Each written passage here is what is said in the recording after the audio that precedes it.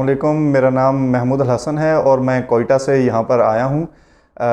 Doctor साहब के पास आमिर शहजाद इनका नाम है।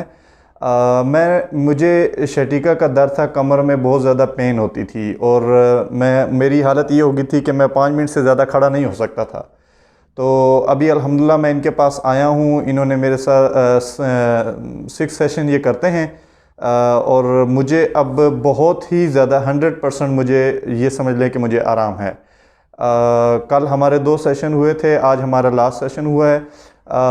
हमारे अंकल हैं, मेरे चाचू हैं, उनको हुआ था दर्द, तो वो इन्हीं के पास आए थे और मुझे भी वो ही लेकर यहाँ पर आए हैं। मैंने बहुत सारे डॉक्टर्स के पास गया, मुझे बहुत सारी मेडिसिन दी गई। ठीक है, तो मेडिसिन में इसका इलाज नहीं है। अगर आप लोग ये समझ रहे हैं कि मेडिसिन में इसका इलाज है, तो मैं आपको ये बता रहा हूँ, क्योंकि मैं इस मर्ज़ से गुज़र रहा हूँ और मैंने बहुत सारी मेडिसिन ली और बहुत सारे डॉक्टर्स को मैंने चेक करवाया। ठीक है, तो मेडिसिन में इसका कोई इलाज नहीं है। ठीक है, जहाँ तक कि मेरे कुछ रिलेटिव्स हैं, उनको भी बीमारी है, वो भी मेडिसिन यूज़ कर रहे हैं।